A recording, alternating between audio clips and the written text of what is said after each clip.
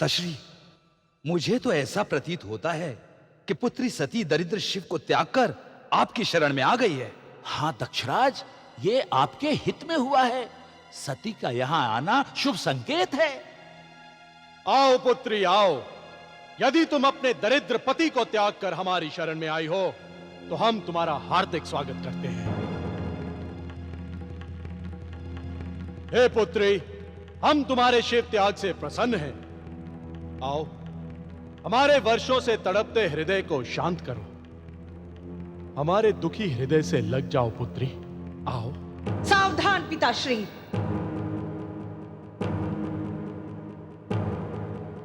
पिताश्री, मैं अपने प्राणनाथ को त्याग कर नहीं, उन्हें अपने हृदय में बसाकर ही आई हूं।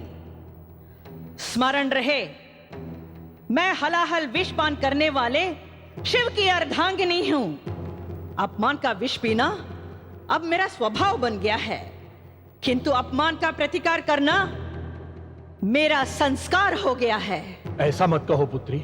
मैं आपसे कहने नहीं, बल्कि ये जानने आई हूं पिताश्री कि मेरे प्राणनाथ विश्वनाथ शिव को इस देव यज्ञ में अछूत क्यों समझा गया है।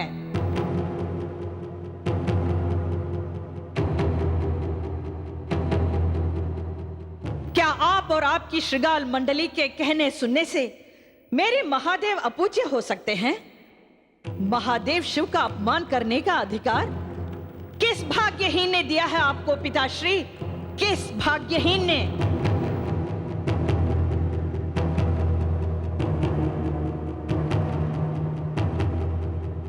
बोलिए पिताश्री, सनातन समाज के कौन से धर्मशास्त्र ने, विधाता के विधान की कौन सी धारा ने आपको अपने जमाता शिव का अपमान करने का अधिकार दिया है? आपने इस यज्ञ में कालेश्वर तक को निमंत्रण दिया है, परंतु महाकालेश्वर शिव को नहीं। आपने ऐसा क्यों किया पिताश्री? आपने ऐसा क्यों किया? हे पुत्री, ये मत भूलो कि तुम्हारे गौरवशाली पिता ने इस यज्ञ के माध्यम से एक नई परंपरा और एक नए युग का निर्माण किया है। सत्य? हाँ पुत्री, जो अपवित्र हड्डियों, नरमुंडों, चिता की भस्म और विषैले सर्पों से अपना श्रृंगार करता हो, भूत प्रेत पिशाच जिसके हमराही है, उस अमंगली शिव को इस ऐतिहासिक यज्ञ में बुलाने का कोई औचित्य नहीं था। इसीलिए हमने उस दरिद्र शिव को यहां नहीं बुलाया। पिताश्री, निस्संदेह काल ने आपकी बुद्धि को राहु बनकर ग्रस लिया है। लगता है इस विशाल समाज में कोई भी आपका शुभ चिंतक नहीं रह गया है। शिव के बिना तो सारे कर्म अशुद्ध हो जाते हैं, लोक और परलोक दोनों नष्ट हो जाते हैं। उस शिव को आपने अपवित्र और अमंगलकारी कहा? वो तो स्वयं ही यज्ञ है। उनकी श्वासों में, उन्हीं के प्रश्वासों के आवागमन से सारा संसार फलता फूलता है। उन यज्ञमय काल पुरुष को आपने एक तुच्छ पद के अहंकार में आकर घोर अपमान कर डाला। इसका फल आपको तत्काल भोगना पड़ेगा पिताश्री, तत्काल भोगना पड़ेगा। यहीं इसी यज्ञ में भोगना पड़ेगा।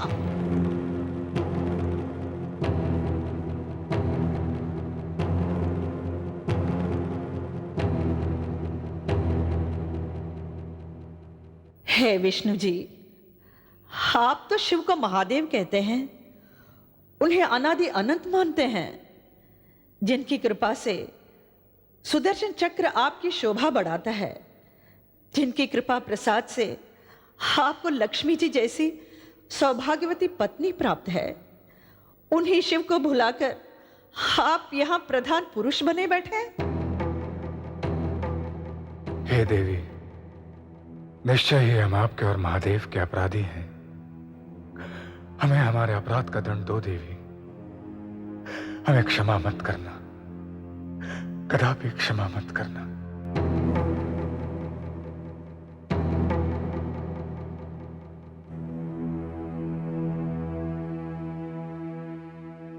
हाँ तो पितामह, अब आपकी बारी है। बोलिए, जिन महादेव के डमरू की नाद से निकले शब्दों के कारण ही सरस्वती ज्ञान की देवी बनी है। आपके चारों वेद उन्हीं के शब्दों के भावों की संतान है। इन्हीं वेदों को दान देकर आपने देवों को सामर्थ्यवान बनाया है। फिर ज्ञानियों की ज्ञानी होकर भी आप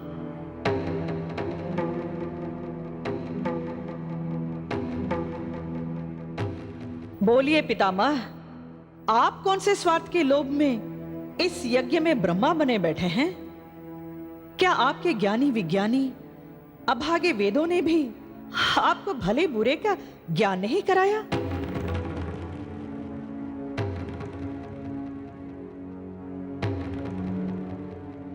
निस्संदेह शिव तो वेदों के ज्ञान से सदा ऊपर हैं।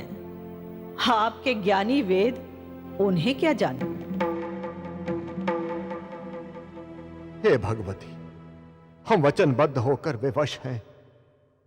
हमें क्षमा करे देवी, क्षमा करे।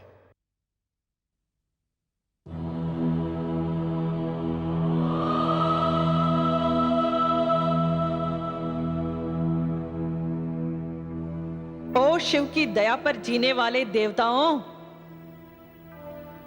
और देवताओं के अध्यक्ष देवराज इंद्र, क्या तुम लोग भी ब्रह्मा जी के समान वचनबद्धता के कारण विवश हो गए थे?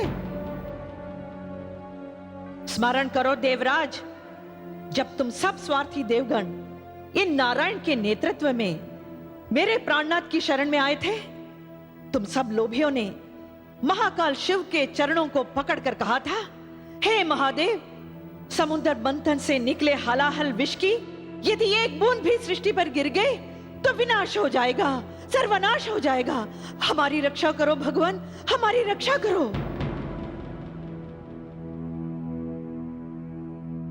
हे स्वार्थियों, तुम्हें स्मरण है ना, तुम सबको विनाश से बचाने के लिए, तुम सबको अमर बनाने के लिए मेरे भोले भंडारी ने उस हलाहल विष का पान करके तुम सबको नया जीवन दिया, तुम सबको अमर बनाया और स्वयं नीलकंठ हो गए।